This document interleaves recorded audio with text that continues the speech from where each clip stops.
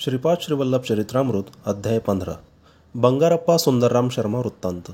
मी शंकर भट्ट श्री दत्तानंदांकडून परवानगी घेऊन प्रवासाला सुरुवात केली.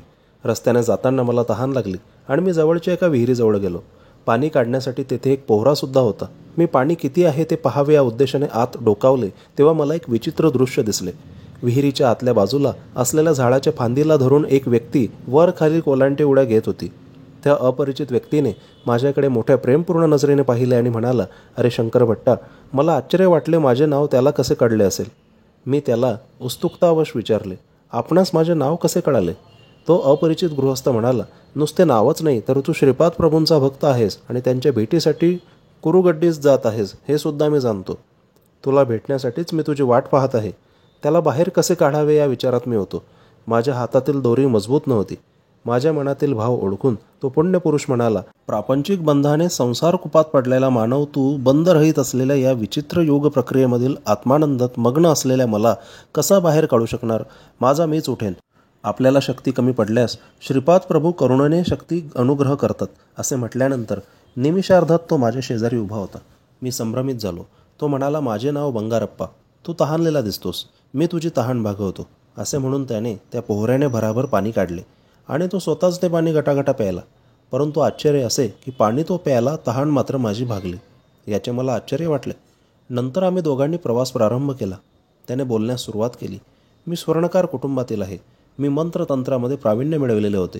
माझ्या मंत्राच्या सामर्थ्याने नावडत्या व्यक्तीस मारून टाकण्याची विद्यासुद्धा मला अवगत होती. भूत प्रेत पिशाच्च यांच्या सहवासात सुद्धा मी राहिलो होतो. माझे नुसते नाव ऐकून लोक घाबरत.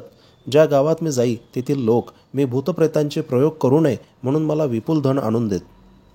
माझ्या चेहऱ्यावरील साधारण मनुष्यांच्या चेहऱ्यावर दिसणारी प्रसन्न कळा लोप पाहून भूतप्रेतांचे असलेले विकृत कळा, क्रूर स्वभाव माझ्या चेहऱ्यावर दिसू लागला. माझ्या संचारामध्ये एकदा पूर्वपुण्याईने पिठिकापुरम लागली. श्री दत्तप्रभूंच्या अवतारामधील पवित्र अशा नगरीत क्षुद्र असलेल्या कुतंत्राला, परस्पर कलहाला काही कमी नव्हते. मी बापण्णार युलू आणि श्रीपादांविषयी अनेक चित्रविचित्र गोष्टी मी कर्णोपकरणी ऐकल्या होत्या. मी सर्वात प्रथम बापण्णार युलूंना मारून टाकावे असा विचार केला. मी एका ओढ्याजवळ जाऊन ओंजळीने पाणी पित होतो. मला मनुष्यांना मारण्याच्या अनेक विद्यांचे ज्ञान होते. त्यापैकी एक, ज्या व्यक्तीचा अंत करायचा तिचे ध्यान करून पाणी पिले तर ते त्या व्यक्तीच्या पोटात जात असे.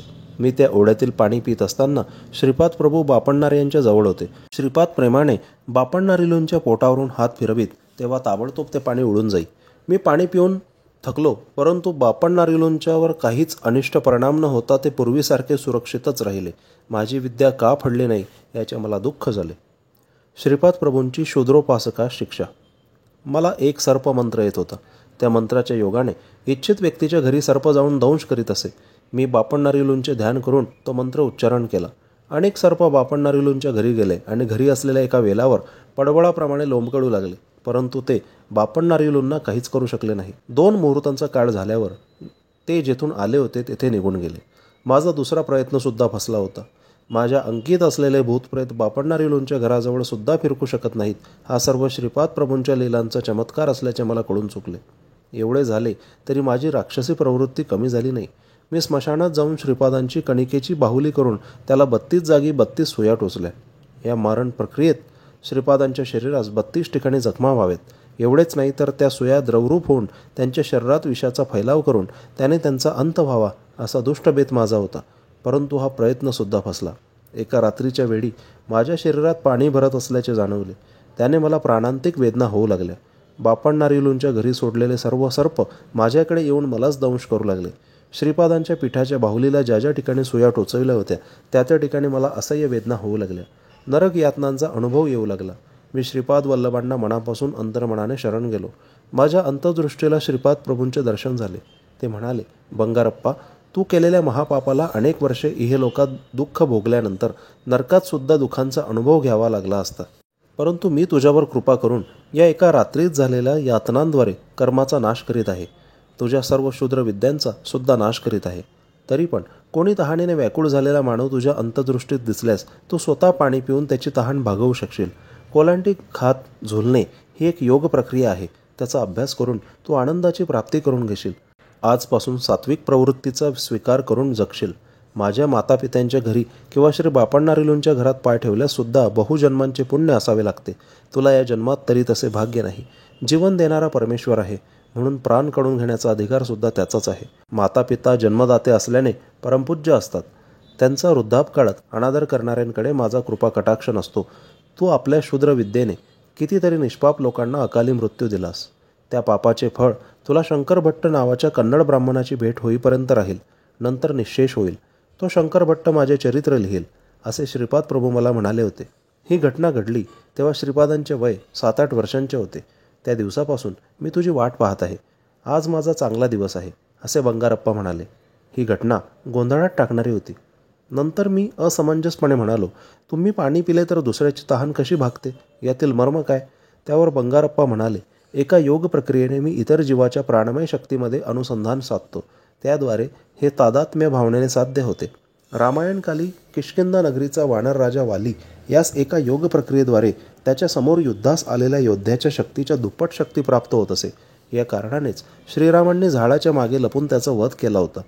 विश्वामित्र महर्षींनी रामलक्ष्मणांना बला अतिबला नावाच्या 2 अत्यंत पवित्र मंत्रांचा उपदेश केला होता. या मंत्रातील स्पंदनांच्या प्रभावाने प्राणशक्तीची सिद्धी करता येते. मानवाच्या शरीराच्या शुद्धीक्रमाच्या 12 अवस्था आहेत. श्रीरामांचा देह 12व्या अवस्थेत होता.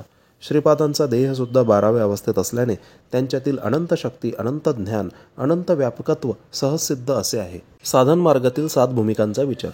मानव त्याच्या विकासात 7 भूमिकेत असतो. पहिल्या भूमिकेत स्थूल देहेंद्रिये, सूक्ष्म देहेंद्रिये एकाच वेळी उपयोगात आणू शकतो. दुसऱ्या भूमिकेत सूक्ष्म देहेंद्रियांच्या आधारे सूक्ष्म प्रपंच अनुभवत छोटे छोटे चमत्कार करण्याचे सामर्थ्य प्राप्त होते. तिसऱ्या भूमिकेत सूक्ष्म शरीराच्या द्वारे दूरप्रयाण करू शकतो. तिसऱ्या व चौथ्या भूमिकांच्या मध्ये वशीकरण केंद्र असते. वशीकरण असताना ज्या स्थितीत असतो त्याच स्थितीत आपण राहतो. गौतम ऋषींनी अहिल्येस शाप दिला तेव्हा ती आश्चर्यचकित झाली. तिला आपण शिलचैतन्यात आहोत असा दृढ विश्वास होता. ती श्रीरामाच्या दर्शनापर्यंत त्याच स्थितीत राहिली. अहिल्येचे शरीर शिलास्थितीत गेले होते, तसेच तिचे मन त्या स्थितीत गेले होते. म्हणजे ती तिसऱ्या व चौथ्या भूमिकेच्या मध्येच असलेल्या वशीकरण केंद्रात राहिली. श्रीरामाची पायधूळ लागताच तिचे मनोपुष्प विकसित झाले आणि ती स्वतःच्या सहज स्थितीत आली. चौथ्या भूमिकेला पोहोचलेल्या आत्म्याला अतिशय विस्तारित योगशक्ती लाभते.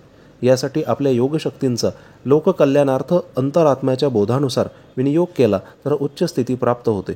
परंतु पापकार्याला निमित्त होणारे तुच्छ स्वार्थ प्रयोजनासाठी ही शक्ती वापरली तर पतन अवस्थेला जाऊन शिलाचैतन्यात पडण्याची भीती असते. त्यानंतर अनेक हजारो जन्मांनंतर मानव जन्माला येता येते. 5व्या भूमिकेवर असलेले साधक संकल्पज्ञानी असतात. 6व्या भूमिकेवरील साधक भावज्ञानी असतात. संकल्पज्ञानी साधक दैवी साक्षात्काराबरोबर प्रापंचिक कार्यकलापसुद्धा चालवितात. भावज्ञानी साधकांना प्रापंचिक कार्यकलापाचा ध्यास फार कमी असतो. 7व्या भूमिकेवरील साधक परमात्म्याच्या जवळ असलेल्या ज्ञानाची प्राप्ती करून देऊ शकतात. अवतारी पुरुष व साधकातील भेद. बंगारप्पांनी सांगितलेल्या गोष्टी ऐकल्यावर माझ्या मनात काही संदेह निर्माण झाले. त्यांचे निराकरण करण्यासाठी मी प्रश्न केला, महाराज, जीवनात केवळ परिणामक्रम असतो का? काय हे अवतारी पुरुषांना सुद्धा लागू पडते? यावर बंगारप्पा म्हणाले, अवतारी पुरुष काळाच्या महिम्याने निर्माण होतात. मानव जेव्हा भगवंत होतो तेव्हा त्याला समर्थ सद्गुरू असे म्हणतात. देव मानव रूपात आले तर त्यांना अवतारी पुरुष म्हणतात. मत्स्य पाण्यात वेगाने पोहू शकतो. कूर्म पाण्यात व जमिनीवर दोन्ही ठिकाणी राहू शकतो. वराह म्हणजे खड्गमृग, भूमीवर सहजपणे चालू शकणारा प्राणी. सिंह हा जनावरात सर्वात श्रेष्ठ प्राणी. नरसिंह अवतारात भगवान विष्णूंनी सिंहाचे मुख आणि मनुष्याचे शरीर असे रूप धारण केले होते. याचना प्रवृत्तीक असणारा तमोगुण प्रधान असलेला वामन अवतार, रजोगुण युक्त असलेला परशुराम अवतार, सत्वगुण प्रधान असलेला तो रामावतार, त्रिगुणांच्या अतीत असलेला निर्गुण तत्व प्रधान असलेला श्रीकृष्ण अवतार, कर्म प्रधान असलेला तो बुद्ध अवतार, समस्त सृष्टीतील एकतत्वातील अनेकत्व, अनेकत्वातील एकत्व स्वतःमध्ये समजावून घेणारा अत्यंत अद्भुत, अत्यंत विलक्षण युगावतार म्हणजे श्रीपाद श्रीवल्लावतार. श्रीपाद प्रभूंशी ऋणानुबंधन असलेले योग संप्रदाय, मते, धर्म नाहीतच. श्रीपादांची स्थिती बुद्धिवानांना सुद्धा समजण्यासारखी नाही. त्यांच्यासारखे तेच आहेत. सर्व सिद्धांताचा, सर्व संप्रदायांचा त्यांच्यातच समन्वय आहे. या सृष्टीचा आदी बिंदू व अंतिम बिंदूसुद्धा तेच आहेत. स्पंदनशील असलेल्या जगद व्यापाराचे निरीक्षण करणारे, संकल्प करणारे, क्षय करणारे तेच आहेत. हे गूढ असे देवाचे रहस्य आहे. सप्त ऋषींना जे समजले नाही ते मी काय सांगू. बाबा शंकर भट्टा, तू धन्य आहेस. त्यांचे अव्याज कारुण्य लाभेल तो धन्य होय. अन्य जीव व्यर्थ होत. सत्कर्म व दुष्कर्मांचे फलविवरण. मी विचारले, महाराज, मला एक शंका आली आहे. समस्त कर्माचा बोध करून देणारा तोच असल्यावर लोकांमध्ये थोड्यांना चांगले थोड्यांना वाईट असे जन्माला का घालतो? त्यावर बंगारप्पा मोठ्याने हसले व म्हणाले, तू चांगला प्रश्न विचारलास. सर्व सृष्टी द्वंद्वातून निर्माण झाली आहे. मृत्यूचे भय नसेल तर जन्मदात्री आईसुद्धा मुलावर प्रेम करणार नाही. वेदांमध्ये पुरुष हा शब्द आत्मा या अर्थाने वापरला असला तरी आत्मा म्हणजे पुरुष नव्हे. पुरुष हा शब्द देहास सूचित करतो आणि आत्मा हा देह नाही. तो देहातून निराळा असून अजन्मा, अव्यक्त, अचिंत्य आणि विकाररहित आहे. मानवात व प्राणी मात्रात एकच आत्मा वास करतो. मनुष्य आणि देव यांच्यात मात्र भेद आहे. या भेदामुळेच मनुष्य देवत्व प्राप्त करण्यासाठी प्रयत्नशील असतो. या प्रयत्नामुळेच मानवाचा विकास होतो. देवामध्ये केवळ चांगल्या सृजनात्मक शक्ती असतात असे नाही, तर काही विघटनकारक, विनाशकारक शक्तीसुद्धा असतात. त्या त्या शक्तींचा आवश्यकतेनुसार उपयोग करून सृष्टीचे चलनवलन सुव्यवस्थित चालविण्याचे कर्म देव करीत असतात. मनुष्यांच्या जन्मात सुख आणि दुःख हे पूर्वकर्मानुसार येत असतात. दुःख येत असल्याने मानवास सुखाचे महत्त्व कळते व तो सुख मिळविण्याचीच आकांक्षा करतो. सृष्टीमध्ये असे दिसून येते की अनेक दुष्ट, कुकर्मी, नास्तिक, जनतेला छळणारे लोक अत्यंत सुखाचे जीवन जगतात आणि सत्यवचनी, प्रामाणिक, सदाचारी, सच्छल व्यक्तींना अनेक दुर्धर संकटांना तोंड द्यावे लागते. अशा विपरीत स्थितीचे कारण असे की कुकर्म करून सुद्धा अत्यंत सुखाचा उपभोग घेणाऱ्या लोकांनी पूर्वीच्या जन्मात काही सत्कर्म केली असणार आणि त्याचे फलस्वरूप त्यांना आज असलेले सुख प्राप्त झाले आहे. तसेच अत्यंत प्रामाणिक, सच्छील, सज्जन लोक आज जी दुःखे भोगताना दिसतात ती त्यांच्या पूर्वजन्मातील पापकर्मांचे फलस्वरूपच आहेत. मनुष्याच आपल्या पाप अथवा पुण्याचे फळ तत्काळ मिळत नाही. त्यास काही वेळ लागतो. परंतु पाप किंवा पुण्य अत्यंत तीव्र स्वरूपाचे असल्यास त्याचे फळ लवकर मिळते. चांगले अथवा वाईट कर्म करणे मानवाच्या हाती असते. समाजात अधर्माची वाढ होऊन दुष्ट, दुराचारी लोकांकडून सज्जनांचा, संतांचा छळ होऊ लागतो. त्या त्यावेळी भगवान सगुण रूपात अवतार घेऊन पापी, दुराचारी लोकांचा नाश करून धर्माचे, संत सज्जनांचे रक्षण करतात. हजारो वर्षांपासून आकाशात तारे, ग्रह, चांदण्या होत्या, परंतु त्या सध्याप्रमाणे सुव्यवस्थित नव्हत्या. कालांतराने या तारामंडलातील अनेक तारे खाली पडून त्यांचे दगडात रूपांतर झाले. अनेक ग्रह एकमेकात मिसळून गेले.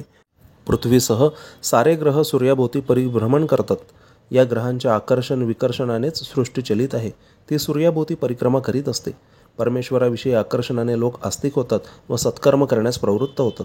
ज्या लोकांमध्ये परमेश्वराविषयीचे आकर्षण नसते ते नास्तिक होऊन दुष्कर्म करण्यास प्रवृत्त होतात. या दोन्ही प्रकारच्या कर्मांना ते स्वतःच आधार असतात. वेलूप्रभू महाराजांचा गर्वभंग. पिठिकापुरम या नगरीत वेलूप्रभू नावाचे एक महाराज राज्य करीत होते. ते वेश बदलून नगरात फिरून प्रजेची स्थिती अवलोकन करीत. एकदा त्यांना श्रीपाद श्रीवल्लभांना भेटण्याची इच्छा झाली. त्यांनी आपल्या सेवकास अप्पाडराज यांच्या घरी पाठवून आदेश दिला की श्रीपाद श्रीवल्लभ स्वामींना तत्काळ घेऊन यावे. घरात स्वामींचे आजोबा बापण्णाचार्युलू होते. सेवकांनी त्यांना राजाज्ञा सांगितली. आजोबांनी स्वामींना सांगितले, पिठिकापुरमच्या महाराजाने तुला भेटीस बोलावले आहे. श्रीपाद म्हणाले, तात, राजांच्या मनात भक्तिभाव नाही. तो अहंकारपूर्ण वृत्तीने मला येण्याची आज्ञा करतो आहे. त्याला वाटते आपण महाराज आहोत, आपली सत्ता सर्वांवर चालते, आपण म्हणू तसे झाले पाहिजे. परंतु माझे दर्शन एवढे सोपे नाही हे तो जाणत नाही. मी महाराजांच्या भेटीसाठी जाणार नाही. स्वामी राजाच्या सेवकाला म्हणाले, तुमचे केवळ महाराज या पिठिकापुरमचे राजे आहेत, परंतु मी तर समस्त विश्वाचा चक्रवर्ती सम्राट आहे. तुमच्या महाराजांना सांगा की माझ्या दर्शनाची इच्छा असल्यास स्वतः आपण आमच्या घरी यावे. येताना गुरुदक्षिणा व चक्रवर्ती सम्राटास शोभेल असा नजराणा घेऊन यावे. हे स्वामींचे वक्तव्य ऐकून अप्पाडराज व त्यांचे पिता बापण्णाचार्युलू यांनी आपसात विचारविनिमय करून सेवकांना निरोप देऊन पाठवून दिले. सेवकांनी स्वामींचा निरोप राजास कळविला. तो ऐकून महाराज अत्यंत संतप्त होऊन म्हणाले, मी या नगरीचा महाराजा आहे. माझ्या आज्ञेचे श्रीपाद श्रीवल्लभ कसे उल्लंघन करू शकतात ते मी पाहतो. एवढे वाक्य बोलताच भोळ येऊन सिंहासनावरून खाली पडले. सारे सेवक सिंहासनाजवळ धावले. त्यांनी राजास पाणी पाजून सावध करण्याचा प्रयत्न केला, परंतु त्याची शक्ती गेल्याप्रमाणे होऊन भयंकर अशा नरकयातना होऊ लागल्या. तत्काळ राजपुरोहित श्री कोटसुंदर शर्मा यांना बोलावणे पाठवले. त्यांनी महाराजांची परिस्थिती पाहून स्वतः श्री दत्तात्रयांची श्रद्धाभावाने पूजा करून तीर्थप्रसाद महाराजांना आणून दिला व विभूती कपाळी लावली. राजपुरोहित म्हणाले, पाहिलात ना माझ्या अर्चनेचा परिणाम. आपण श्रीपाद श्रीवल्लभांच्या दर्शनाची इच्छा केली ती व्यर्थ आहे, कारण ते स्वतःच श्री दत्तप्रभूंचे अवतार आहेत. त्यांच्या पूजेने लहान लहान सिद्धी प्राप्त होतात. बापण्णाचार्युलूंना सुद्धा त्यांच्यामुळेच मंत्रसिद्धी प्राप्त झाली आहे. श्री व्यंकटशास्त्री हा धूर्त वैश्य स्वामींना अनेक सिद्धी प्राप्त आहेत असा प्रचार करीत असतो. महाराज आपण बलवान असला तरी श्री स्वामींना बांधून आणणे योग्य नाही व ते आपल्या फायद्याचे नाही. महाराज राजपुरोहिताला म्हणाले, श्रीपाद श्रीवल्लभांनी काही दुष्ट शक्तींचा उपयोग करून आम्हास त्रस्त केले आहे. आपण यावर काही उपाय सुचवावा. राजपुरोहित म्हणाले, महाराज, आपण विद्वान ब्राह्मणांकडून श्री दत्तपुराणाचे पारायण करून घ्यावे. स्वयंभू दत्तात्रयांची पूजा करून समाराधना करावी आणि ब्राह्मणांना भूदान, सुवर्णदान, अन्नदान करावे. असे केले असता श्री दत्तप्रभू प्रसन्न होऊन आपली व्याधी पूर्ण बरी करतील. राजाने राजपुरोहितांच्या सांगण्याप्रमाणे विद्वान ब्राह्मणांकरवी श्री दत्तपुराणाचे पारायण प्रारंभ केले. परंतु आश्चर्य असे घडले की पारायण सुरू केल्यापासून गावातील चोरांचा सुळसुळाट अधिकच वाढला. त्यांच्यावर आळा घालणे राजास कठीण झाले. महाराजांना त्या रात्रीत स्वप्नात आपले पितर दिसले. ते अगदी क्षीण, अशक्त आणि दिनवाने दिसत होते. ते म्हणाले, अरे वेलू, तू आम्हा श्राद्ध भोजन देत नाहीस. आमची या प्रेत योनीतून सुटका करण्यास काही करीत नाहीस. महाराज म्हणाले, तात, मी शास्त्रानुसार श्राद्ध कर्म करतो ना. पितर म्हणाले, परंतु ते आम्हाला काही मिळत नाही. ब्राह्मण मात्र खाऊन पुष्ट होत आहेत. राजाने व ब्राह्मणाने दोघांनी श्रद्धायुक्त अंतकरणाने मंत्रोच्चारासह श्राद्धकर्म केल्यास आम्हास त्याची प्राप्ती होईल. पितरांच्या वक्तव्याने राजास रात्री निद्रासुद्धा आली नाही. याच वेळी त्याची उपवर सुंदर अशी कन्या भूतबाधेने पीडित होऊन केस मोकळे सोडून विकट हास्य करीत घरातील सर्व वस्तू रागाने घराबाहेर फेकू लागली. ती जेवणास बसली की अन्नात किडे दिसत व ते अन्न ती फेकून देई. तिच्या अंगावरील कपड्यांना एकदम आग लागे. अशा प्रकारे महाराजांना सर्व बाजूंनी संकटांनी घेरले. त्यांची स्थिती अत्यंत दयनीय झाली. राजास सहाय्य करणाऱ्या राजपुरोहिताची स्थितीसुद्धा अत्यंत शोचनीय झाली होती. त्याची सौम्य सौज्वळ स्वभावाची पत्नी एकाएकी अत्यंत क्रोधित स्वभावाची होऊन पतीच्या शिरावरच भांडे आपटू लागली.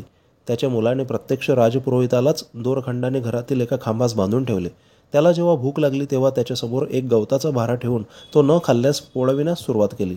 पारायणासाठी निवडलेले ब्राह्मण पारायण संपवून जेवण करून घरी येताच त्यांना घरी धुमाकूळ घालणारी भूतप्रेते दिसत होती.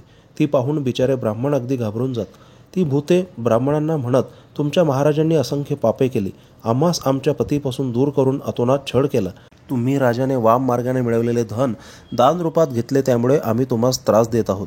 ही सर्व परिस्थिती पाहून ब्राह्मण, राजपुरोहित आणि स्वतः महाराज अगदी घाबरून गेले. त्यांना यातून कशी सुटका करून घ्यावी हे कळेना.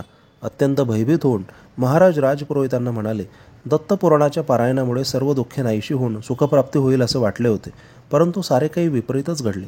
त्यांना आता श्रीपाद श्रीवल्लभ स्वामींच्या सामर्थ्याची कल्पना आली आणि आपण केलेल्या करणीवर पश्चाताप झाला. महाराज राजपुरोहित आणि ब्राह्मणास घेऊन श्री स्वामींच्या दर्शनास गेले. ते सर्वजण स्वामींना शरण गेले आणि क्षमा याचना केली. क्षमाशील दयाघन अशा श्रीपाद राजांनी मोठ्या उदार अंतकरणाने त्यांचे अपराध क्षमा केले. ते म्हणाले, या सृष्टीमध्ये प्रत्येकजण हा सेवकच असतो. मी जेव्हा प्रसन्न होतो तेव्हा त्या सेवकाला सेवेचे जास्तीत जास्त फळ प्रदान करतो, परंतु अप्रसन्न झाल्यास सेवेचे अगदी कमीत कमी फळ देतो.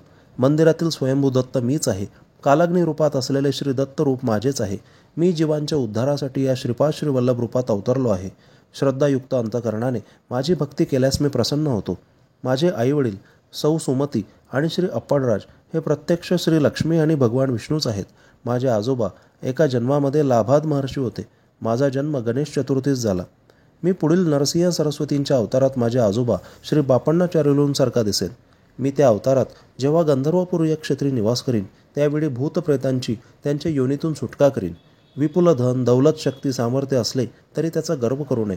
संपत्ती ही सत्य मार्गांनी मिळवलेली असावी, वाम मार्गांनी मिळवलेली नसावी. वाम मार्गांनी मिळवलेली संपत्ती दुःख, क्लेश, अशांती, वैमनस्य, आपपर भावासच कारणीभूत ठरते. प्रत्येकाच्या पापपुण्याचा हिशोब चित्रगुप्ताकडे असतो. तुमचे पाप नष्ट होण्यासाठी मला शरण येऊन आर्तभावाने श्रीपाद श्रीवल्लभा दत्तात्रेय दिगंबरा अशी हाक मारल्यास मी तुमच्या सर्व पापांचे दहन करून तुम्हास पुण्यात्मा करीन. हे महाराजा, तू सत्य असलेले असत्य सांगितलेस आणि असत्य असलेले सत्य प्रतिपादन केलेस, त्यामुळे तुला इतक्या संकटांना तोंड द्यावे लागले. श्रीपाद श्रीवल्लभांचा योग सन्मान न करता त्यांची निंदा केल्याने श्री दत्तपुराण या ग्रंथांचे पारायण करून सुद्धा त्याचे फळ न मिळता नुसती संकटेच झेलावी लागली. श्री दत्तप्रभू स्वतः श्रीपाद श्रीवल्लभच. श्रीपाद श्रीवल्लभांचा जय जयकार असो.